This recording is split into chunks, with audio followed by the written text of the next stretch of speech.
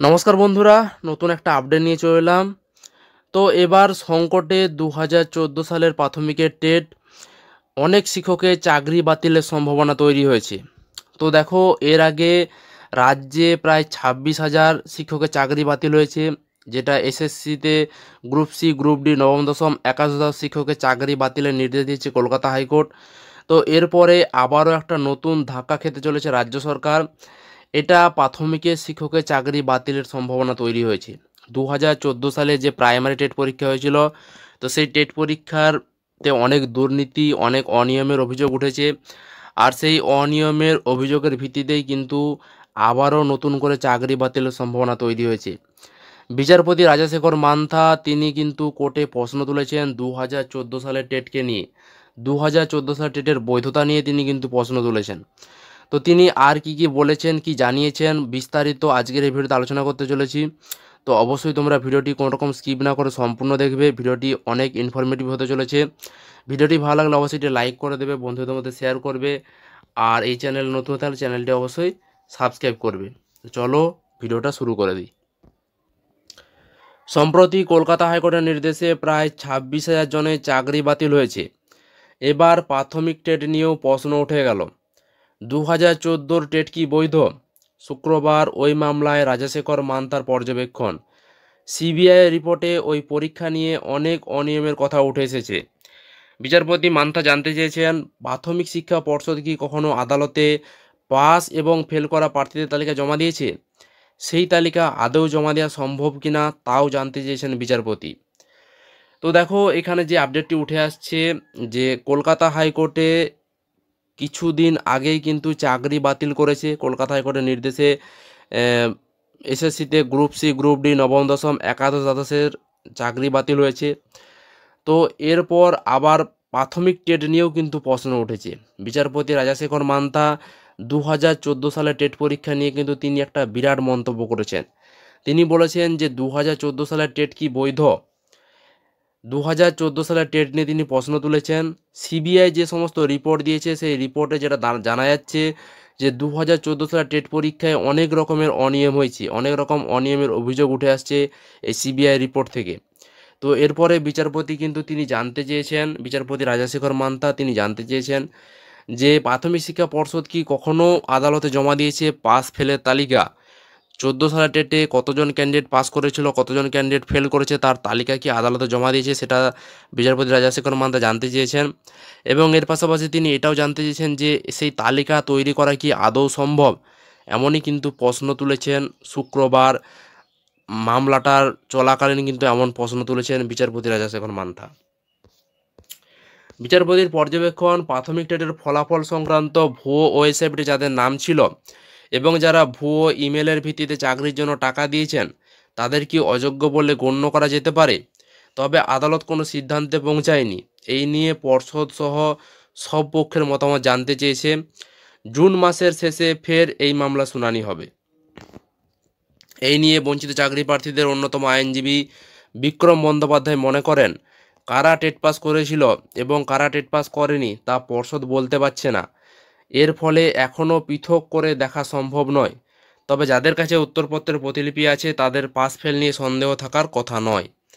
তো দেখো, এখানে বিচারপতি তিনি যে সমস্ত বিষয়গুলো তুলে ধরেছেন আদালতে মামলা চলাকালীন, তিনি যে সমস্ত বিষয়গুলো দৃষ্টি আকর্ষণ করেছেন, তিনি প্রথমেই বলেছেন যে প্রাইমারি টেটের যে ফলাফল যেটা ভুয়ো ওয়েবসাইটে প্রকাশ হয়েছিল এবং যার ভিত্তিতে চাকরি পেয়েছে, এবং অনেক ক্যান্ডিডেট যারা ইমেলের ভিত্তিতে চাকরি পেয়েছে, তো সেই সমস্ত ক্যান্ডিডেটদের চাকরি কি বৈধতা দেওয়া যেতে পারে, এমনটাই কিন্তু তিনি প্রশ্ন তুলেছেন। তিনি বলেছেন সেই সমস্ত শিক্ষকের চাকরি, সেই সমস্ত শিক্ষকরা কি অযোগ্য, এমনটা কিন্তু তিনি প্রশ্ন তুলেছেন। এবং তিনি এই জন্য আহ, পর্ষদকে সময় দিয়েছেন, পর্ষদকে সিদ্ধান্ত জানতে চেয়েছেন পর্ষদের কাছ থেকে, যে পর্ষদের কি মতামত সেটা তিনি জানতে চেয়েছেন। এবং আদালত এখনও কিন্তু কোনো রকম সিদ্ধান্তে আসেনি। সব পক্ষের মতামত শোনার পরেই কিন্তু সিদ্ধান্ত নেওয়া হবে এবং এই মামলাটির পরবর্তী শুনানি হবে জুন মাসের শেষে। তো এই বিষয় নিয়ে যারা বঞ্চিত চাকরি প্রার্থীদের আইনজীবী, তো তিনি ছিলেন বিক্রম বন্দ্যোপাধ্যায়। তো তিনি বলেছেন যে 2014 সালের যে টেট পরীক্ষা হয়েছিল সেখানে কারা অযোগ্য আর কারা যোগ্য এটা কিন্তু আলাদা করে বাছতে পারছে না প্রাথমিক শিক্ষা পর্ষদ। প্রাথমিক শিক্ষা পর্ষদের কাছে কোনো রকম ডকুমেন্ট নেই, সুতরাং কারা সত্যিকারের যোগ্য ক্যান্ডিডেট কারা অযোগ্য ক্যান্ডিডেট এগুলো কিন্তু পর্ষদ আলাদা করতে পারছে না। এবার বঞ্চিত চাকরি প্রার্থীদের আইনজীবী তিনি একটা মন্তব্য করেছেন যে যাদের কাছে ওই 2014 সালের টেটের ওএমআর সিটের যে কপিটা রয়েছে তারা কিন্তু যোগ্য হতেই পারে। তারা যদি ওএমআর সিটের কপিটা দেখাতে পারে পর্ষদকে, তো তাদেরকে যোগ্য বলে ধরে নেওয়া যেতে পারে, এমনটা কিন্তু মন্তব্য করেছেন যোগ্য চাকরি প্রার্থীদের পক্ষের আইনজীবী। 2016, 2020 এবং 2022 সালে শিক্ষক নিয়োগ প্রক্রিয়ায় অংশগ্রহণ করেছিল 2014 সালের টেট উত্তীর্ণরা। প্রায় 70,000 প্রাথমিক শিক্ষক নিয়োগ হয়েছে। এর আগে 17 দফা অনিয়ম এবং যোগ্য অযোগ্য প্রার্থীদের পৃথক করতে না পারার জেরে 2016 সালে স্কুল সার্ভিস কমিশনের নিয়োগের গোটা প্যানেলই বাতিল করা হয়েছে কলকাতা হাইকোর্টের বিচারপতি দেবাংশু বসাকের ডিভিশন বেঞ্চে। এবার 2014 সালের প্রাথমিক টেট মামলায় সেই একই সমস্যা সামনে আসছে।